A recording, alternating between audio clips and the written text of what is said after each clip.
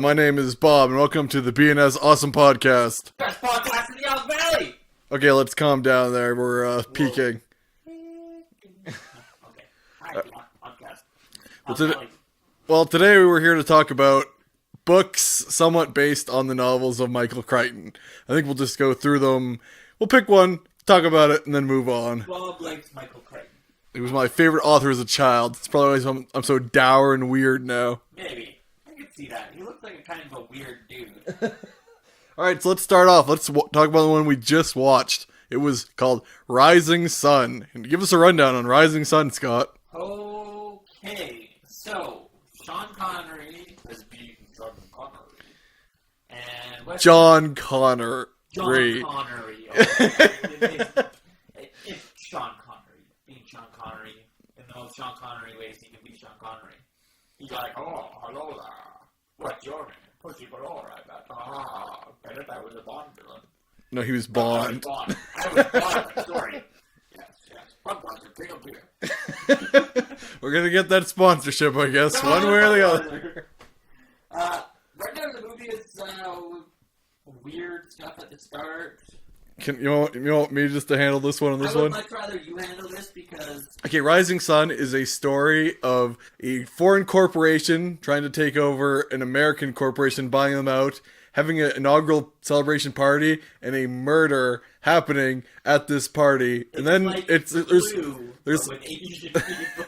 all these different factions, because, you know, as they say, business is war, and then two unlucky people who are dragged into it, but one of them isn't really dragged into it, but, you know... kind of on the one side of the one corporation.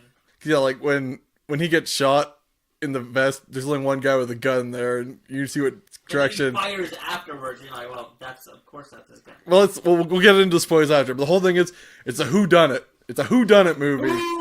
Surrounded by political and business intrigue. I quite enjoyed this movie when I first saw it, and I read the book, and I quite liked the book. I think the book would be better. I think it would kind of clear things more. No. That'd be kind of muddled in, like, 16 different other things happening in it. You know what I mean? Like, they muddled. Yeah, so we'll get spoilers. This whole episode, spoilers. If you haven't seen these movies from the 80s and 90s we're talking about... Go to hell. You don't fucking watch this, you go to hell. We are going to be talking about Jurassic Park and World at the end, though, so spoilers. Yeah, yeah. So the big commonality between the two movies is there's lost raptors in both movies. He's talking about the actress who, the character in the movie has the deformed left hand. Raptor girl, we call her. Yeah, keep going, Bob. Wesley Snipes plays a cop doing Wesley Snipes things.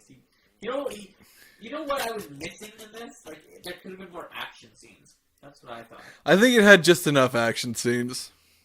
Yeah, and I quite enjoyed the back and forth. I like seeing Sean Connery and Wesley Snipes playing off each other because it makes me laugh. Like, their chemistry in the movie is great. Sure, like, Wesley Snipes fight scenes, great. Sean Connery, there's like one part, like you see his like old man leg come up, and you're like, oh my god, I think he's gonna tip over. The guys are just like falling around him. I laughed hard, like harder than I probably should have. Yeah, but their actual chemistry and relationship in the movie, how they meet, start off, yeah, and they do the senpai thing. And senpai, kohai. Kohai, yeah. Wrong guy, wrong century. Yeah. There's some good black like racist humor in it. Like, there's like a white guy, he's like, go and get my car! You bring around his car! And he looks at it, he's like, wrong time, or wrong guy, wrong century. Go fuck yourself. Go fuck yourself. And your mother was a hooker! The other one I like is, I guess that makes it all white. All whitey then. Oh, this is the bribe. I need this $100,000 golf membership. Yeah, who doesn't need $100,000 golf membership? But yeah, like, basically getting deeper into the plot, police officers are called, this whole thing is a conspiracy with everybody paying everybody else off, so basically the only two that we can reliably trust in this movie are Sean Connery and Wesley Snipes, but even they don't trust each other to a point, because clearly there's something else going on here. I think Wesley Snipes is really the only person you can trust, because he's the protagonist of the movie. Plus he's a black guy dealing with Asians whites. Like, he's like a good moderator, I think, between the two. Scott, you say very controversial things. Controversy. And you have controversial thoughts. But yeah. But yeah, like, so, like I say, they get into the investigation and it soon becomes clear that the Yakuza is involved. Corporations, rival corporations, and the corporation itself are paying people off, like the police force. Yeah, the police force is like, they're like, oh no, you shouldn't be like fucking with their. He literally is like, dude, just take the buyout, pretty much. He says, yeah, just take it. You're throwing us all under the bus to save one dead nip? Because, like, this is what they get into. It's crazy. Like, those are the exact lines in the movie.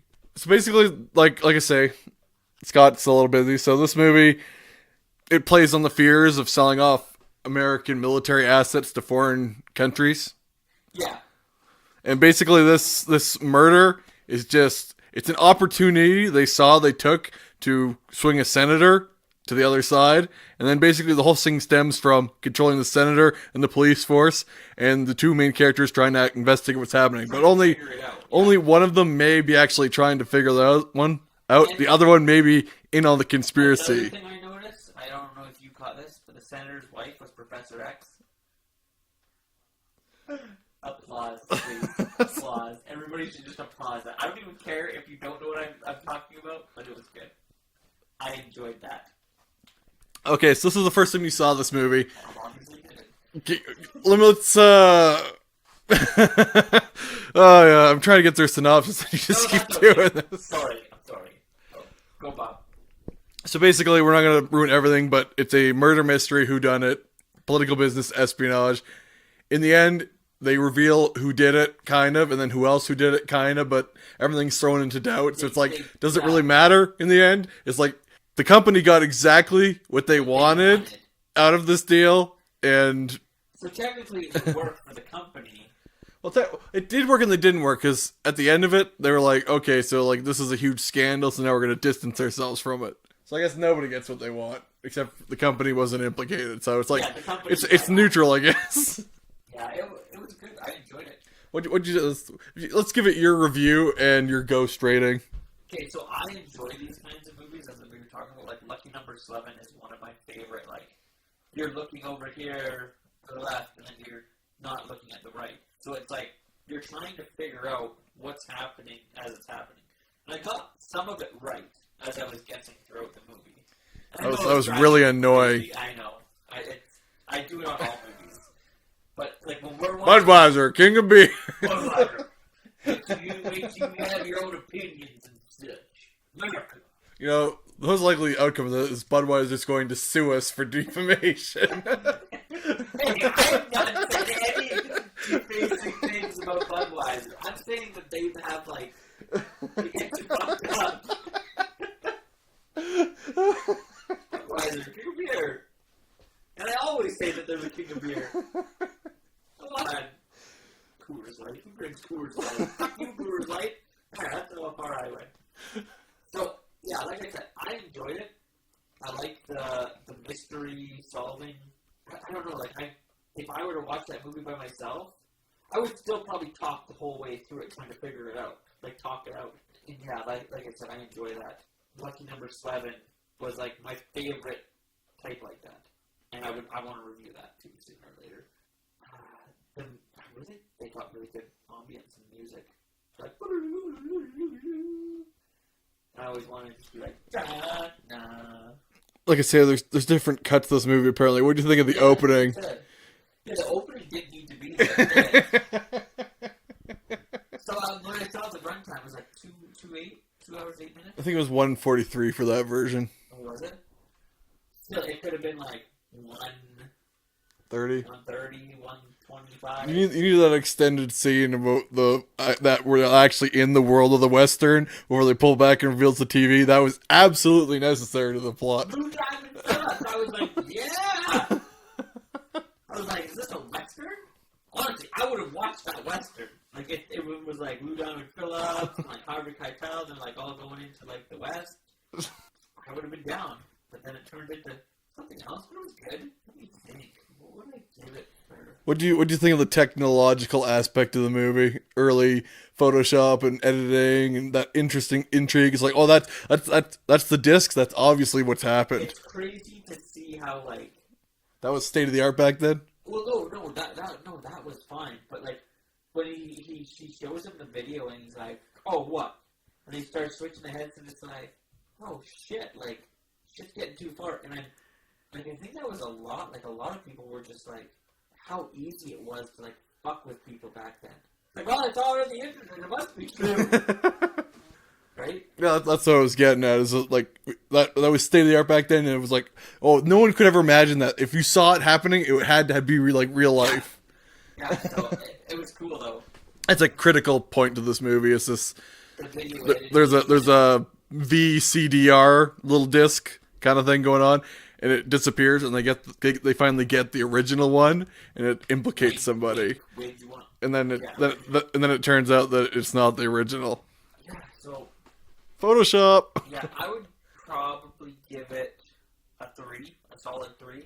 So it'll get a 3.5 ghost rating, because I was going to give it a 4. Yeah, I enjoyed it. You're always on the high end of things. Well, I've given lower reviews than you. When? We have somebody go back and look through all our episodes. I know I've given lower reviews than you. I have given lower reviews. There's some movies that you were like, oh, it's so good, and I was like, it's a steaming pile of garbage, and I hate it. No, I like Street Fighter more. You're like, I'm going to give it a 7. I was like, oh, really? Go up to 5. You're like, it's 7 it is. Peeking. You're peeking. I don't even care anymore. Yeah, I'd give it a 3, a solid 3. I would check it. It holds up. It doesn't need the, there's technology in it and stuff, but, even, there's one line that killed me, though, when it's like, did you see my faxes? And he's talking to the guy on the phone. Did you see what I just got over my fax machine? Yeah, I it there. I love that part. You're just like, if it was nowadays, it'd just be like a screenshot of a picture. It's like okay, but yeah. Like, you know that stupid Apple commercial where the kid's like, "What's a computer?" Yeah.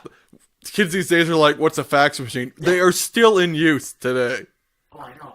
I know. Every once in a while, you get somebody like who dials a wrong number to our house. I was like, "What's that noise?"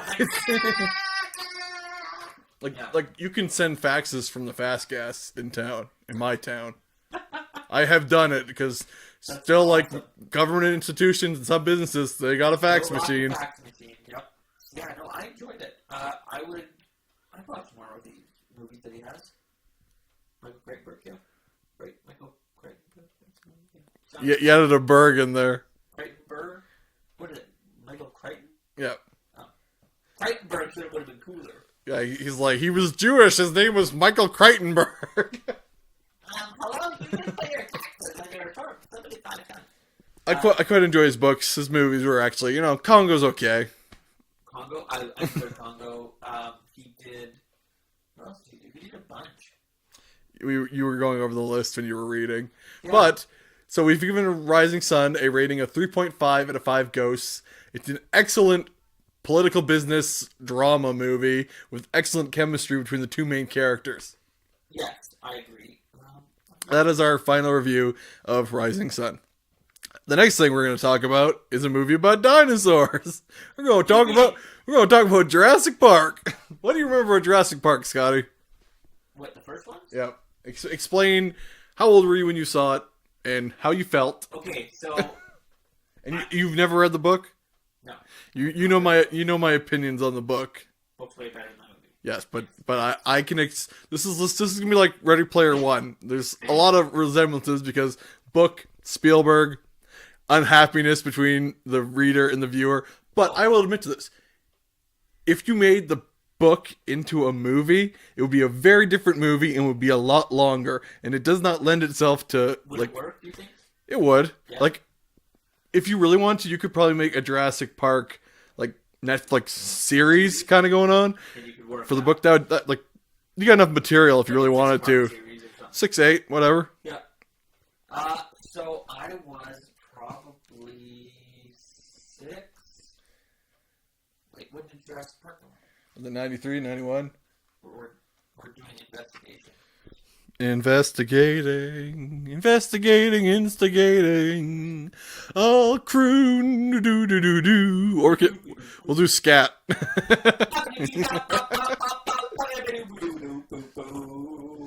Some That's good. right. Scott, scat artist.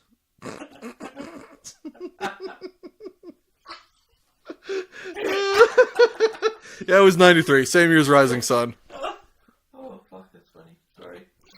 So, now that we're all done with the scat.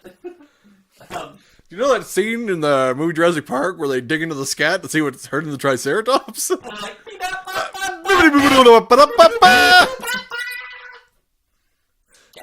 Alright, so you were how old?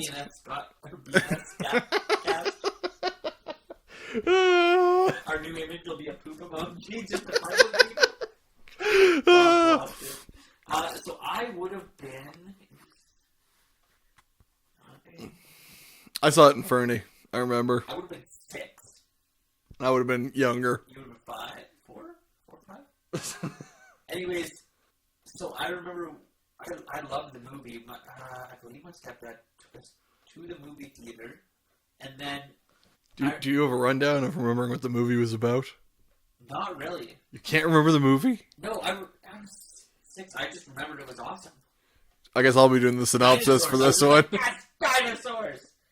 And then it came out close to my birthday, I want to say. I'm just taking a look here. Because the cool thing was, like, they had so many cool, like, yeah, August 13th was their opening weekend. My birthday's in October. So, on my birthday, our neighbor bought me the Jurassic Park, like it came in like it looked like a Disney box, you know what I mean? And the white, I believe it was a white case. Oh, like the VHS one that's bigger? Yeah, the bigger VHS one, I believe. And she also bought me the coloring book and everything. And like, that was my prized possession. I don't even think we had a VHS player. But I used to walk around with that coloring book and movie everywhere. Scott, could you explain to our viewers what a VHS tape is? If you don't know what a VHS tape is, you're a fucking hipster. No. If you know what a Betamax is, you're a hipster. The first time I watched Willow was on Betamax. You know what I like to play movies on? I like to play movies on my Laserdisc player. Oh, Laserdisc. That was like the big one. It was like Laserdisc or Betamax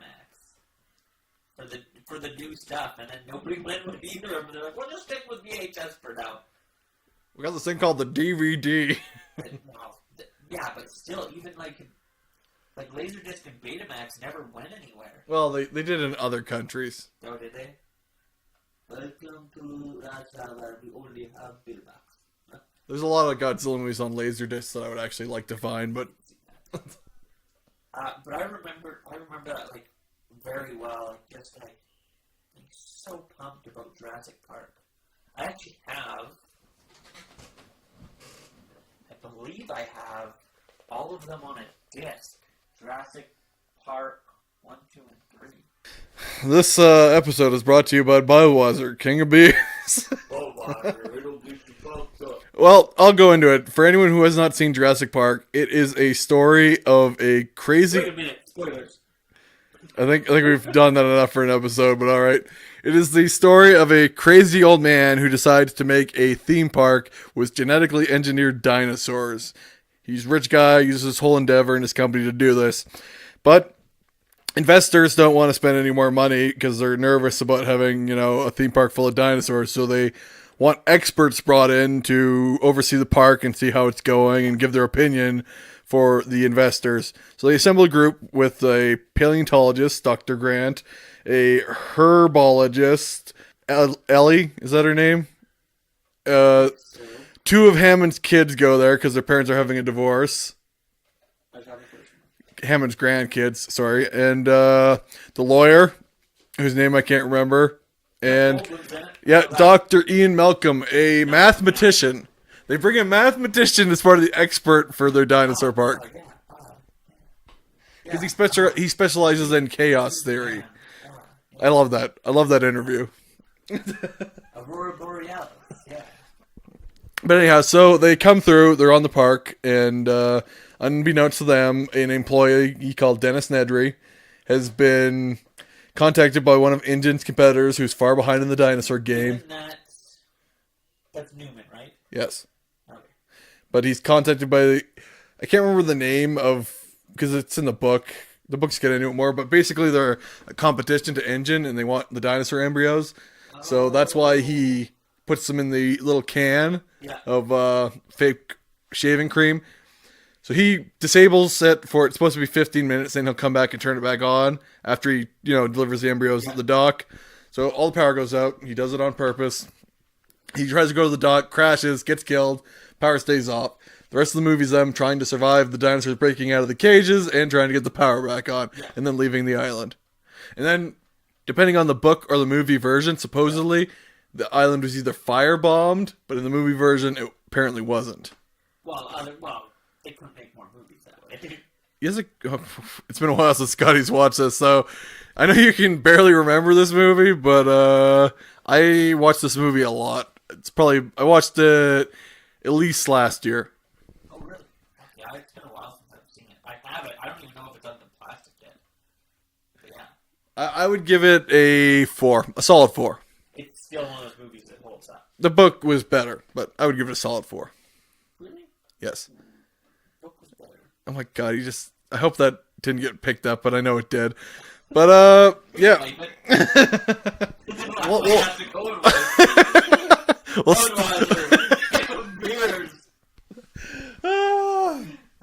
Okay, so then there's the next movie and book. We'll just talk about the movie per se. I can't remember 2 and 3. I'll help you remember them, alright? I'll be doing a lot of talking this episode. This is a warning. This is a Bob.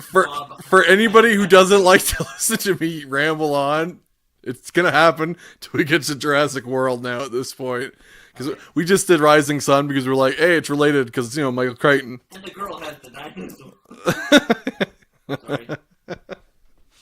Okay, so Lost World happens. It turns out that there was a Site B where it was more industrialized, where they grew the dinosaurs, and then when they were somewhat grown up, they moved them over to the main island. Okay. And that was Island Sorna, and the main island in the movie Jurassic Park was Island Nublar. They're like 87 miles apart. Yeah. So there's a fair amount of distance between them. Okay. So basically, it starts off the Lost World. It's InGen, after the incident with the parks, are just like, oh. And Hammond's still in control. Yeah. But a British family lands on Island Sorna, Site B. Right at the very start. Yep. Right. This is what kicks everything off because, Hammond's been keeping things under wraps because, after the events of the park, he becomes a naturalist. He believes, you know what, maybe I was wrong because he's like, because in theory, dinosaurs were only supposed to be able to live 6 to 7 days without being fed because they were bred with lysine deficiency. It was bred into them, so that, if they were not fed or transported elsewhere, unless they're given proper care, they would die. That was the contingency. That's why life found a way. So that's why they were curious. So they should have died off, when the hurricanes came through and we had to abandon the park. Yeah. They should have just died. And he's like, but they didn't. They've survived. They're flourishing. There's an ecosystem on this island now. Yeah. Because they find that out when the Cumpies attack, and they're like, the dinosaurs are still alive? They shouldn't be alive, but they are. How long was it between the two? A couple of years. Wouldn't you think that some of the birds would have made it? That's the thing is, depending on movie continuity, at the end of, I'm going to get into the book too a little bit, okay? Yeah, I'm going to, okay, so there's a lot of different canons in Jurassic Park. In Jurassic Park, it's not a big one like Star Wars or Star Trek, but there is a huge devoted fan base to these movies. That's why Jurassic World and some of the things it's doing is pissing a lot of people off. Okay. But I'm going to get into... What do they call themselves? Dinosaurs? They'll call them Jurassic Park fans. But anyhow... I'm sorry, Bob. Bob's getting frustrated with me again. Sorry, guys. So, in the novels, several dinosaurs did get off the island. Okay. That's like there are raptors in Central America, there are cumpies in Central America, and there are pterodactyls flying around the world. Yeah. But no one's unless you have one and show it to someone. Here's the thing: officials can be bribed, things can be buried.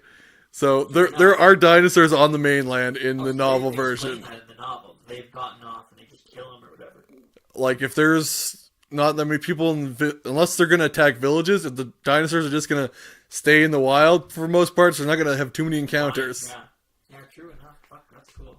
But, so dinosaurs have gotten off the island in the novels. Same thing with video games. It centers on dinosaurs getting off the islands. I haven't played Jurassic. I remember I played the one Jurassic Park video. I've played a couple. For Sega Genesis. I've played a couple for Genesis and a couple other ones. But anyhow, so they realize there's this island full of dinosaurs now. They're like, holy crap, the dinosaurs are still alive. Yeah. They're like, it's unbelievable. Oh my God. They use the incident of the poor security for the island. That's when Hammond's nephew wants to take over, and he says, okay, we're going to take these dinosaurs that already exist, that are our assets, we're going to put them in a park in San Diego. Because the original plan of Hammond's, apparently, was he was going to have a theme park in San Diego, just like the zoo. And then he said, no, I want to go grander. I want to have my own private island. To do it and show up. Yeah. The zoo. Yep, so we're just going to start small. We're going to rebuild our investors. We're going to take the dinosaurs off the island and bring them into San Francisco. Yeah. And Hammond's like, that's a bad idea. I've learned from my mistakes. Come on now. He's like, these animals should be isolated. They should be left to their own devices, and we shouldn't interfere anymore. So to get support from the UN, he says, I need documented evidence of these creatures alive, living, and showing that they should be protected. They're not genetic monsters. They're living animals we've brought back, and they should be treated, just let them live on the island. So he sends in Ian Malcolm's girlfriend, because she's an expert, because she came when he was injured, and he told her stories about like being attacked by the T-Rex. Yeah. She was like one of the only people who believed him, and he's just like, yeah, there was dinosaurs. They've died off again now, but I was attacked by Tyrannosaurus Rex, and she believed him. But then when they find out the dinosaurs are still alive, she's like, I gotta see these dinosaurs. I think Malcolm was alive. We gotta see this shit. No, she wants to see because she's a carnivore behavioralist, right? Oh. She's like, I need to see these animals alive in their living state because it's what I do. Right. And like Ian Malcolm, so they go to rescue her basically and go with the expedition. So it's Ian Malcolm, Vance what's his face, the weapons expert, and then Ian Malcolm's daughter tags along and hides in there too. Yeah. And the other group from InGen brings in like 40 mercenaries. Yeah. And Roland Trembo to lead them. So basically, they get to the island, the hunters are gathering the dinosaurs, and the gatherers are preventing the hunting of the dinosaurs. Figure that one out. Yeah. Oh, that's weird. But one of the things they do is they... You know what sorry to stop you. What I hate about movies kind of like this? The hunters always look like assholes. Yeah, but Roland Trembo is like one of the heroes of the story. If you watch the deleted scenes... The bald guy with the fang, he was in Alien 3. Okay. Like, he's the leader of the hunters. Yeah. He's like a hero. He saves them when they're off the cliff, pulls them up, keeps them safe, takes out the T-Rex. Yeah, but, I mean, like, hunters' portrayals in movies? Yeah, like, it's super bad. I would argue in Jurassic Park 2, it's not that bad. Not as bad. The thing is... Jurassic World, real. What's the new one? Jurassic Kingdom, real bad. Yeah, whatever. Okay, so the group of hunters that they assemble, they are in it for the money. That's all it is. But they're getting paid to do something. The real villain of this movie is Hammond's nephew. He's going to try. He says, "We're going to catch these dinosaurs. We're going to put them in San Diego." That's the guy. They're trying to load up all the dinosaurs. See, they have these assets, and then they want to open a new park in San Diego. That's what this is all about. Scott's like having an aneurysm. He's like, ah! Together, and I'm going, what the fuck, Jurassic Kingdom? So basically, at one point, they do capture the juvenile T-Rex from a T-Rex nest, and to draw out the bull T-Rex. So they want to hunt the bull T-Rex. Yeah. That was Roland's. He's like, I've hunted every animal on the planet. I want to hunt a T-Rex. That's the only way you're getting me to lead your stupid exposition. Okay. So. I remember, it's very familiar, but I can't remember. You know what I mean? Yeah, I know. So, basically, the gatherers find the T-Rex. He's like, oh, when they were rough handling, they broke his leg, so they fix his leg up. Well, the T-Rexes show up, take their kid away, and then they just, like, spurg out and destroy everything on the gatherer's side. They're like, they're eating Eddie Carr, throwing him out, ripping him in half. And he's like, oh, we can't kill them. They're just protecting their baby. They're like, Just killing everybody. like, fuck this trailer! And push it off a cliff, fuck everything! They're like, I hate that! And that's after the gatherers destroyed the hunters' camp. So at this point, both groups have to come together and try. The plan is they're going to get to the radio station in the interior of the old shack. So basically, they have to avoid the T-Rexes that are following them until they get to the interior with all the other. And then they come to the long grass. With the raptors. And this is where the raptor nest is. So they basically have to fight off the raptors, get to the radio. And that's what happens there. But while they're escaping, Roland tries to kill the T-Rexes, trying to eat them. Yeah. Well, Vince What's-His-Face took the bullets out. So he's got no bullets. So he has to trank the T-Rex. He fights the T-Rex with the trank and wins. And as everyone else is being rescued, they have the bull T-Rex and the juvenile T-Rex. So they're like, we got two things. Almost all our crew is dead, but we got two exhibits for the zoo. So they put the T-Rex in a big cargo hold and they bring him to San Francisco. They're like, well, he was starting to OD, so we gave him, something to counteract the tranquilizers. And then they, supercharged him. Now he's, full of adrenaline, psychotic and thirsty. And he just goes on a rampage through San Diego. There you go. Did they kill him? No, they end up getting the kid back, because they took the kid to, the nursery. So they put the juvenile T-Rex in there, and they drive. So once the T-Rex is chasing them through San Diego, they get it back in the boat. And stupid Ludlow tries to grab the juvenile T-Rex again, and then, he ends up trapped in the cargo with two T-Rexes. Then they send him back to the island. And once they're back on the island, you can... that songbird moment, eh? It's like... This is a critical point in the podcast. Super critical. Once they get the T-Rexes back to the island, at that point, they're like, okay, yeah, a T-Rex just rampaged through San Diego. You cannot hide this. Yeah. So at that point, Hammond does this speech. He says these animals should be isolated. They should be left without contact. They should be just cordoned off. Yeah. We may have created them, but nobody owns them. They are living animals in their own ecosystem, and they should be allowed to live peacefully. At that point, Isla Sorna becomes a UN Costa Rica wildlife preserve where you're not allowed to enter. Okay. That's very important because it's going to come up later in my complaints. Okay, so that's that one. That's 2. That's Jurassic Park 2. Right? Yes. Third one, Jurassic Park 3. Yeah, Jurassic Park 3. What happens in that one? We're going to get into that. Okay, so main character of this is Dr. Grant again.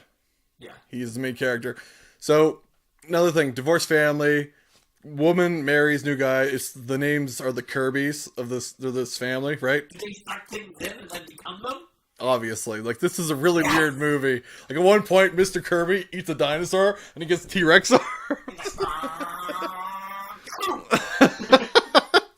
But no, okay, so there's this lady, she remarries, right? Yeah. So her and her boyfriend and her son, they want to go on dino tours. Okay. So it's it's really sketchy third party. It's oh yeah, so here's what we do. We're going to take boats. We're going to go around the island, just, skimming on the barrier of where you're allowed. Yeah. And we're going to let you parasail around the island and, look for dinosaurs on the coast. Okay. And so they go up, him and the kid. They're up there in the air. It's oh, it's getting pretty rough, and there's fog below. And then finally, when you see the boat again, it's just torn to shreds. There's nobody left alive in this boat. And at that point, it makes you wonder, because the boat is in the water. Yeah. So obviously, a dinosaur got it, but it's which dinosaur? So anyhow, the boat's gonna crash, so they have to cut loose, and it's we can't land in the water. So they go and land in the island. Because there's obviously something in the water. It ate the friggin' boat. Does it ever get explained what's in the water? It's implied to either be pterodactyls or a big... the thing in Jurassic World? The big... Ooh, I like that thing. Yeah. I like that big thing. You know what I'm talking about? Big fan of that guy. The big iguana, whatever. The crocodile with the flippers. That gigantic one. Yeah. Yeah. Something like that. We're bros. But, so... Yeah, kid and their boyfriend end up on the island. Yeah. It's quarantined. No one's allowed to go there, but the kid is trapped on the island.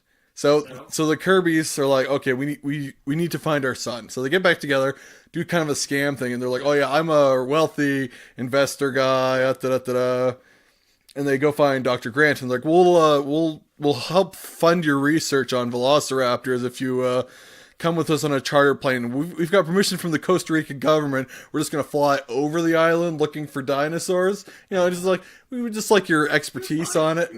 So Dr. Grant has a assistant now, Billy. Okay. But Billy's a girl? no, Billy's a guy. Oh. So they're like, oh yeah, well this, at one point Grant in the movie is at a seminar doing information, and he's like, real dinosaur study happens in the ground. These creatures that Dr. Hammond created, they're closely based on dinosaurs, but they are genetically modified. As he points out, he's like, oh yeah, there was frog DNA in there, bird DNA to fill the sequence in the gaps. So true study of actual dinosaurs should be done with fossils and fossil record. Yep.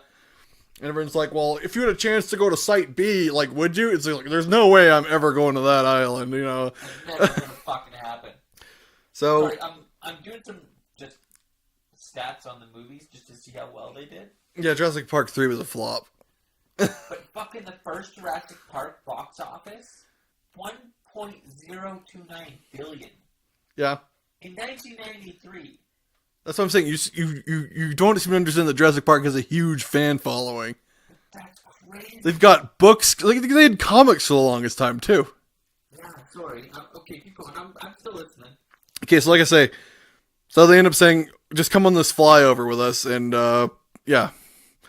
So then he's like, oh, look, there's a group of brachiosaurs over there, and he's pointing at dinosaurs in the plane, and everyone on the plane's like, do you see anything? Nope.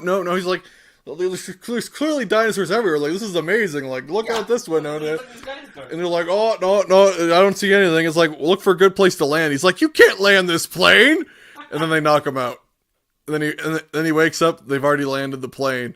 And he's like, what are you guys, what are you doing on this island? We have to leave now. He's like, don't worry. We've hired, security professionals, Everything's under control. Because they have a couple mercenaries with them, 3 of them. William H. Macy's in that? Yeah. I don't think I've ever seen it.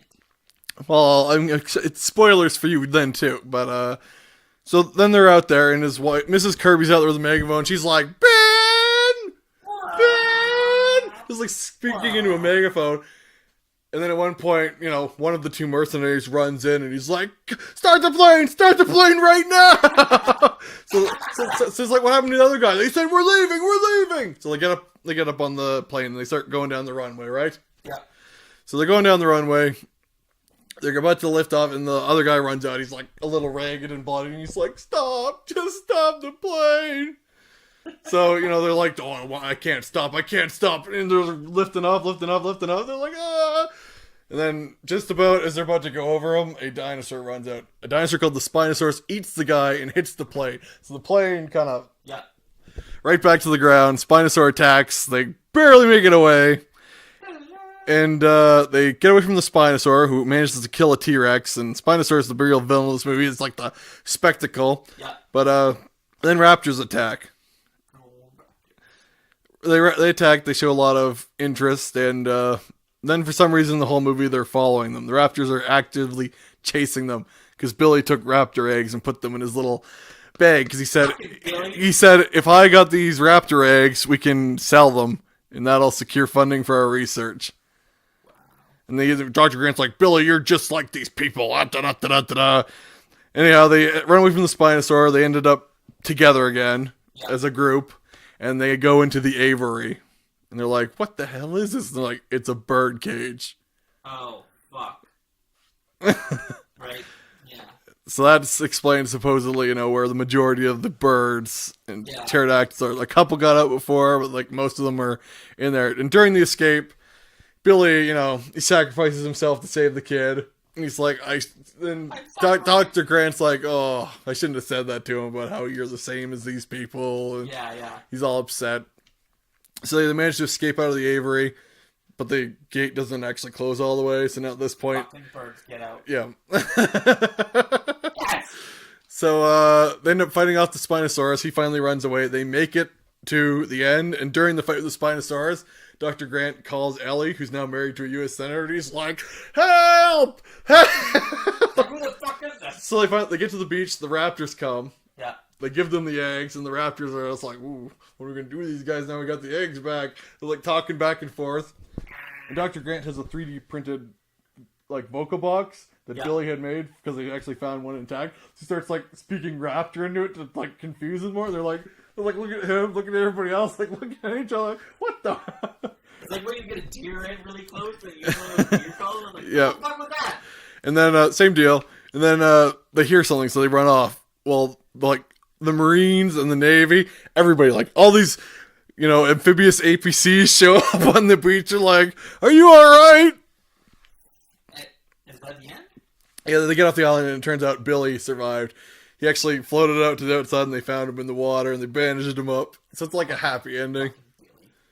I was looking at the box office for each of them. Like, yeah, did it ever take a fucking tank? Well, yeah, and that's the other thing is... The first two had small budgets, too. Smaller, like 60 million and 70 million. Yeah, but inflation, whatnot. Still big budgets.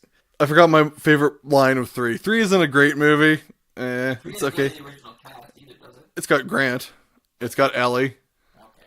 But, yeah, my favorite line is like, "You know this island." He's like, "I've never been to this island in my life." He's like, "What are you talking about? Like, you wrote that book?" It was like, "That was Island Nublar. This is Island Sorna." He's like, how many islands are there with dinosaurs on them? Yeah. That becomes an important part now. Because, right, here's where things are going to get weird. We're going to talk about Jurassic World. Yes. Okay, and here's the other thing. The Spinosaurus wasn't on InGen's list of dinosaurs they brought back. So there's a lot of retconning going in here too, but at one point they point out the Spinosaurus wasn't on the official list of dinosaurs that were brought back. That is verified when the movie came out. Yeah. They did try and at least do a little bit for... But what we're going to talk about, the stupid backstory and all this other nonsense. But then fast forward, Jurassic World comes out. Now you've seen Jurassic World, so I'm going to let you do a little bit of talking and thinking, and then we're going to talk about it. My favorite part on Jurassic World is when the pterodactyls attack, in the big eating area. There was a guy who grabs his drinks. He literally grabs his drinks and runs. It's great. So that I can't remember. I read something afterwards that that was it was somebody or something. Anyways, I literally laughed so fucking hard when I saw that in the theater. So I was like, did anybody else just not? People are looking at me because I'm laughing hard, and it's this guy in his Hawaiian shirt and a hat running with these drinks and just chucking it. So yeah, anyway, so the movie is about they've reopened Jurassic Park, right? Jurassic World. Yeah, no, but it's the old Jurassic Park, correct? But the park is actually called Jurassic World. Okay, yes. So they've reopened Jurassic World. On Island Nublar. On Nublar. They go, everything is kind of going good. They have it established, the gates, they have those round pod things. The spheres. The spheres, yeah. Things are good. Chris Pratt's fucking doing Chris Pratt things. Training. So they've engineered raptors that won't attack humans. Kind of breeding them like dogs almost, correct? They're doing a raptor behavioral program. That's the thing that it's never made clear in the movie, I don't think. But all the raptors in that movie are actually bred differently with different genetic makeup. Yeah. Some have iguana DNA, some have vulture DNA, some are they're all different. They're all different variations of breeds in this movie for Blue, Echo, Delta, and Charlie. Yeah, super cool. I really enjoy that part. Yeah, that part's not bad. I do. So then they create that other dinosaur. They have so I'll step in for just a second. So I know the movie. I just can't. My recollection's terrible. When they reopen, Jurassic World is bought. Okay, InGen, the company owned by Hammond, is bought out by the Maserati Corporation, and Mr. Maserani is played by Pi. Yeah. But, okay, so they get permission to reopen the park as an attraction from the government. So and the complaint is with every year, attendance drops a little bit. So the ways they're getting DNA in the movie is still, they're getting it from the bones, they're getting it from ice, and they're getting it from fossilized mosquitoes and amber. So they're still, like, a lot of this, they're looking for new genetic samples, right? That's a huge thing, like that mosquito and the amber. Yes. But isn't it? Yeah. Sorry, anyways. Sorry to derail you. I'm fucking terrible at that. But anyhow, so they are always looking for genetic information so they can get more dinosaurs added to their roster, right? Yeah. That's why it's like, okay, we found this, we've coded this, okay. But it gets to the point where even new dinosaurs aren't, it's like we need something big to draw the crowd in. Yeah. So they decide to design a new dinosaur, not based on anything else. The Indominus Rex. And it is smart. It is big. It can camouflage. It can hide its temperature. Yeah, it's ridiculous. Like, right there, I'm like, you done fucked up. You done fucked up. Well, like, Jurassic World takes a drastic change of the movies when you think about it, which we're going to talk about once we finish the synopsis. So, basically, you care if I do some step in? No, by all means. Okay, so everything in the park's going swimmingly. Raptor program. There's a InGen employee who's like, "Oh, Mr. Military, I want to militarize these dinosaurs, the raptors. Oh, yeah. So, like, I want them to go into a cave and eat everybody." Yeah. I saved wolf pups when I was in Alaska. But, so they want Owen Grady, who is Chris Pratt, to go in, and they want him to check out the Indominus, the cage, see what the behavior is, because you're a raptor expert, you're our guy, we just wanted you to check this out. And he's like, okay, you want to check out a different dinosaur cage? And he's like, this dinosaur was raised alone, it ate its sibling, and it's all messed up, and he's like, they go inside the cage because they're like, where is it? It's like, were those scratch marks there before? So they go inside the cage and they're looking for it, and then that's when Claire's like, oh my god, it's in the pen with them. It's been in there the whole time. Yeah, I remember that. So then they open the pad and Indominus gets out, and then all hell breaks loose on the island. Yeah, and her two nephews are visiting because their parents are getting divorced. Yes. Just like this whole thing's a soft reboot of Jurassic Park. It really is. And like now that you told me about Jurassic Park 2, I'm like, what the fuck? Yeah, like literally. Yeah, it's note for note almost. So anyways, the kids are out. They their auntie's like, just get out of here. Here you can get into anything. And that's when the poor British assistant gets eaten for no reason. That's when the Indominus Rex escapes. As soon as they hop into the balls, they get the guy gets the phone call. He's like, "Dude, shut it down." And the kids had just left. And then they count 6 dinosaurs. I only count 5. There's 6 because he's right behind. Yeah, well, and it has that good, that brotherly moment with them where he's being a dick to his brother, and he really is his little brother. And then he's like, "No, dude, we'll just stay out for a little bit longer and check this out." Trying to do the cool brother thing, and that fucking backfires like a bastard. There are elements, like you say, like that I don't mind Jurassic World. No. It's just when you get into the part where I can't shut my brain off anymore, that really starts to bother me. Yeah, I can see that. I'll let you keep going. Sorry, I just wanted to add my 2 cents on that. So Indominus attacks, and then their solution to that is let out Rexy, and then Rexy and Blue fight off the Indominus, because before that the Raptors was like, "Nah, we're with him now. We're with the Indominus. Sorry, Owen." Bye. And then Owen takes off their video cams. They're like, "Yeah, whatever. We'll go come back to you. It's fine." Yeah. Then they lure the Raptors. Kind of lure. The Raptors all get killed except for Blue. Blue gets unconscious. Then Rexy fights the Indominus. Then Blue helps Rexy. Yeah. And then they push it all the way back, and then the alligator eats Indominus. Right close to the pen. That's such a badass moment too. But another thing that bothers people, that pen was clearly on the interior of the island, and then they change it for Jurassic World Fallen Kingdom, where it's right on the shore. I know. I know. And there was no gate there. Yeah, I know. So, definitely, well, let's get on to Yeah, then it gets eaten. That's the end of the movie. And then Rexy and Blue give each other the nod and wink at each other. They're like, Dubs, check them. They give the guns wink and nod. Yeah, I enjoyed Jurassic World for those reasons. Like, it was a good reboot to it. Not if you were to retcon it, though. Now let's talk about complaints and backstory in this movie. All right, let's get to the next one. Let's just do this one, and then we can go back. And then complain about everything? Yeah. All right, you got Fallen Kingdom. I'm just going to sit here without my mic, because otherwise I'll be grinding my teeth. Okay, so Fallen Kingdom, they go back to that. Have you seen Jurassic Park 2? It's Jurassic Park 2 with a volcano. The volcano, so they're going... What's his face? I don't know the guy's name. Owen Grady. I'm not even going to say the name. Anyways, he gets talked back... Such a reliable narrator. He gets talked back into going back to the island. So they're trying to find Blue and bring back... Like, don't they want to send him to an island?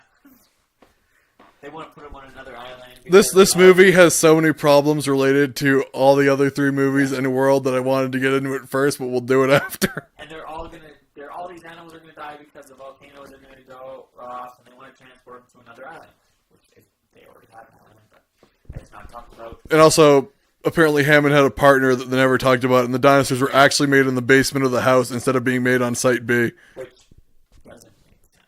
But anyway, and he also cloned his daughter. Spoilers, by the way. That's what broke them apart. Yeah, that's what broke them apart.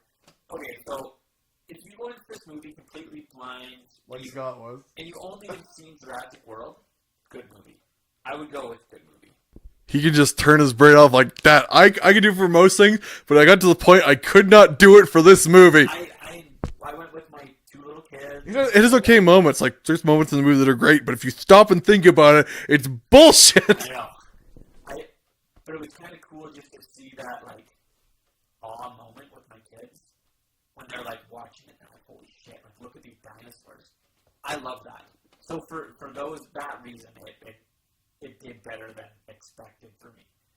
Because I didn't want to see this movie. It was between this and Incredibles 2, and I wanted to go see Incredibles 2. That's right. We should review that movie at some point. I want to see it so bad. When it comes out, we'll review it. Just quick go into Cranbrook, we'll go to Lethbridge and go visit Kate and see it at the movie mill. Yeah, maybe. But anyway, yeah, so I enjoyed it. It's action-packy. They take them, they're going to sell them all. They invent another new dinosaur because that's fun to do when you're super rich and the old man dies because his assistant's taking over all the shit and selling. Smothers under the blanket. So there's a pillow blanket. What pillow? He kills the old man. A little girl sees and she's like, oh no, I'm a clone. And then she releases the dinosaurs. Yeah, then she releases the dinosaurs and they run into the city because why the fuck not, I guess.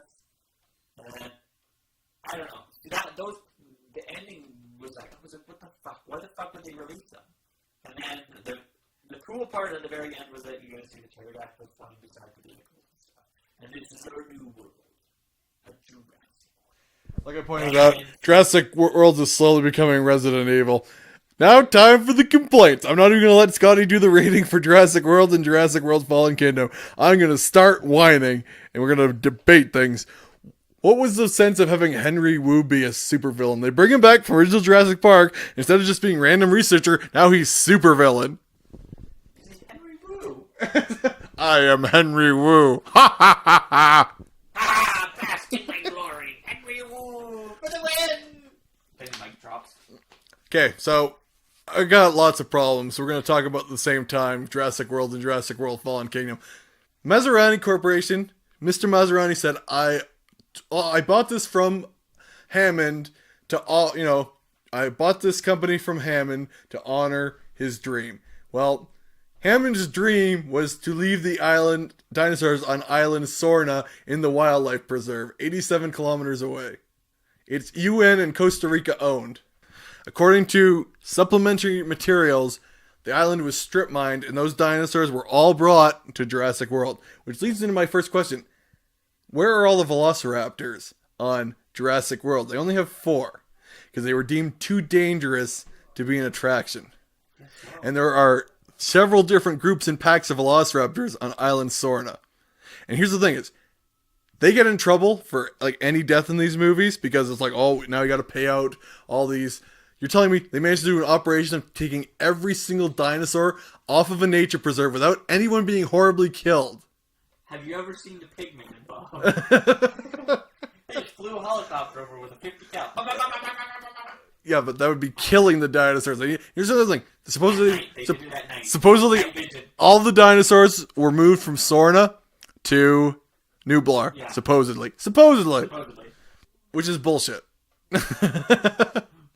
If you guys, I wish you were recording this to see the fucking venom involved. No, this is fucking bullshit. Oh, it is. Here's the other thing: is there's only one T-Rex in Jurassic World. That's true. Rexy is still alive from the first movie, yes. And all the other Tyrannosaurs that they would have brought over from Island Sorna are absent. The Spinosaurus is absent. Yeah. And here's the thing: is it's a UN protected. Costa Rica protected preserve. Yeah. And if Maserati said, I am going to honor Hammond's wishes, there's no way they would strip mine a protected wildlife reserve. That is fan nonsense rewords. I'm ignoring that completely. Why can't you just enjoy the movie? For the purpose of this discussion and review, we are going to assume that the fan-made site of Dino Protect Group that stupid-ass Trevorrow gave to the fans, we're going to ignore that completely, alright? So we're operating under the assumption that there are still dinosaurs, at least on Island Sorna. We're also operating under the possible assumption that, like in the books, and with how bad people are doing these things, especially with pterodactyls, there are dinosaurs in Central America. Possibly compies, velociraptors, and pterodactyls. I agree. So that's, from now on, this is our assumption. Sorry, I'm comprehending, yes. So that's the assumption that there are dinosaurs on Sorna. They're in the wild. So we're gonna, for our purpose of our discussion, we're gonna operate under that principle because, like, it's not in the actual movie when they state this. They never mention anything. We're gonna operate under the possibly incorrect assumption, even though if it is incorrect, yeah, I'm just pointing out. This is all bullshit. So we're operating under the proper assumption that. I've never even felt like this come out of body. It's just bullshit bad writing. All these movies. It's bullshit bad writing, retcons, which is just pissing people off. I'm not the only one pissed off. I'd like to point this out. So we're going to operate under that theory that 87 miles away, there are dinosaurs on the island, and in Central America, there are dinosaurs already. Yeah. So, what the fuck did they need the hunters for? Because most of these people want to hunt or armor them. Yeah, but so now, just listen, all right? Listen and more. That's the first thing. We're assuming that there are dinosaurs on the other island. We'll assume, for all intents and purposes, they cannot be really dealt with because of the UN law saying we cannot. And the other thing is supposedly the corruption and bribing of officials with the government. That's how they got permission to open the park again. I remember that. Like, opening the park deliberately goes against Hammond's stance of the nature park. Yeah, he wanted it to be preserved and for the animals to live freely. So let's assume, like I say, Sorna left alone, protected. Yeah. And here's the thing, Jurassic Park in movie continuity apparently was not firebombed because Rexy survived the whole time on that island. So during this whole time, there's been dinosaurs on 2 islands. Yeah. There's been 2 islands full of dinosaurs and possible dinosaurs in South America for the whole continuity of this series. Jesus. So we got really fucked this. Yeah. We'll just say this fucked this. I don't care. Quit looking at the clock. We're getting into this. Got what? We're leaving for camping. I'll straight up murder you, Scott. Sorry. Scott's like, I can't podcast. You're right. I give up on this debate. But anyhow. You win the debate, Bob. There's dinosaurs on 2 islands, which means there was obviously probably at least double the. There was, in theory, depending on if you go on book or movie continuity, there would have been raptors on Nublar or no raptors. If the raptors were breeding, like they were in the book, because remember they found that patch of eggs? Yeah. If those were the raptor eggs there, there are still raptors on Island Nublar too. So you're going to have raptors on Sonar, Nublar, and possibly South America. So right there's... So here's the thing. When they took the park back over, when they repopulated Nublar and added in all the extra stuff, repenned everything, they could have killed off all the raptors. Okay. It is a potential there. Maybe. But then they started the raptor breeding program, right? Because they were too dangerous to be left on the island. But it was like, okay, we're going to have this isolated unit just to test their behaviors. And we're going to pay for that over there. It's not going to be part of the park. It's going to just be isolated and safe. So they do this, right? Yeah. Then Jurassic World goes to a shit. The whole incident happens. They say, okay, the island is going to explode, so we have to save the dinosaurs on the island. We're going to track them with their trackers. We're going to bundle them up, and we're going to take them to another island. Another island. Island 3. And they're like, oh, we need Blue. Because she needs to be a mother. That's so stupid for this Indominus raptor. But operating under this assumption that they need to get the dinosaurs off the island. Yeah. If Blue is a velociraptor and they need her DNA, there should be wild velociraptors on Sorna and possibly South America. DNA from. Yes. Yeah, they didn't really need her. But they kind of and they already had raptor. They said she has more empathy. Yeah. Because they wanted that specific breed. Yeah, so it wasn't attacking everybody on site. It still fucks people. She still fucks people. We could argue about this long, but the main point is it's baloney. It is. The whole, if you stop back and think about Jurassic World and Jurassic World Fallen Kingdom, having the dinosaurs on the island, on Nublar, has really no effect on Sorna. Sorna would still have dinosaurs. There'd still be dinosaurs in South America. Yeah, it doesn't make any sense. It's like they made up their own continuity when they made Jurassic World. Yeah, that's why there's that joke. It's like, why are you wearing that Jurassic Park t-shirt? Yeah. You can't wear that. Yeah, and like they have Jurassic Park vehicles. Still in the ruins. Yeah. And the point is, if they left the ruins in there, did they really do a thorough job of cleaning out the pens before? Well, what they should have done was just been like, look, we're rebooting Jurassic Park. We're not going to look back at anything, but we're going to try and make it like this is a continuation of Jurassic. That's the thing is, and they're turning it slowly into we're going to have all these. It's going to be Planet of the Apes with dinosaurs. It's going to turn into Resident Evil. That's what it feels like. It's going to be friggin' Resident Evil movies, which is the worst Resident Evil continuity. No, I have one better. It's going to be the Land Before Time. Land Before Time 19. Buddies in the future. But it's going to be Jurassic Bubbles, or Jurassic Park Bubbles Returns. Well, I would love to sit here and argue more full of venom, but apparently my associate has to go camping. So, this has been Bob with the BNS Awesome Podcast. I hope you enjoyed our hate-filled vitriol of the Michael Keaton. We may need one more thing from you. What would you give Jurassic Kingdom and Jurassic World? I would give Jurassic World a 2.5 to 3 ghosts. I had moments I enjoyed. Stick with a 3 on it.